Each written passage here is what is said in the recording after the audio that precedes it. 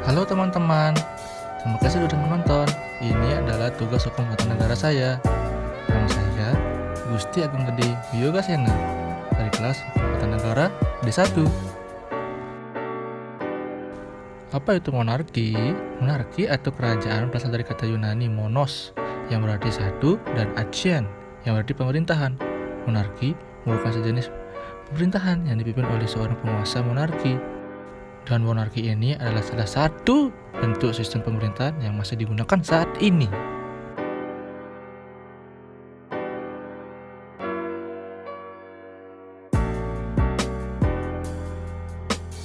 Menurut teori Jean Bodin, kedaulatan berasal dari bahasa Arab daulah yang berarti kekuasaan tertinggi. Menurut Jean Bodin atau tokoh ilmu negara Prancis, kedaulatan dalam negara ialah kekuasaan tertinggi dalam negara yang tidak berasal dari kekuasaan lain.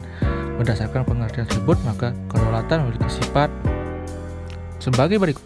Silahkan disimak ya, jangan di skip. Monarki di Indonesia. Sebelum bangsa Indonesia dijajah Belanda dan merdeka, Indonesia terpecah dalam beberapa kerajaan dan kesultanan di tiap wilayah Nusantara pada masa itu, dan di tiap kerajaan maupun kesultanan tersebut dipimpin oleh seorang raja atau sultan. Dan pemimpin-pemimpin tersebut harus dari garis keturunan yang sama.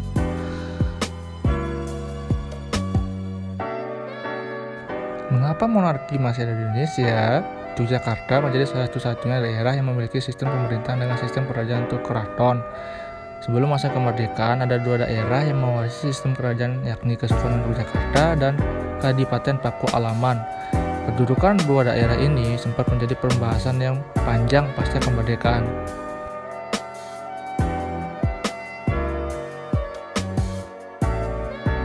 Dan ini adalah dekret yang dikeluarkan oleh Sultan Hamengkubuwono ke-9. Silakan disimak ya.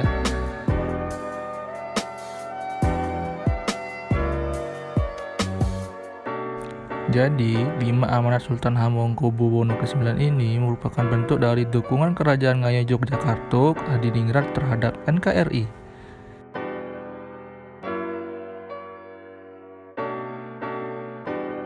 Amanat itu dikeluarkan ketika beberapa daerah di Indonesia terancam memisahkan diri setelah proklamasi.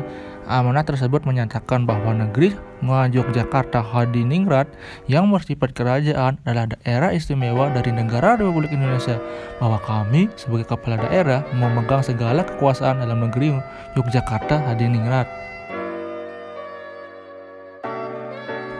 Apa hubungan teori Jean Bodin dan sisa monarki di Indonesia?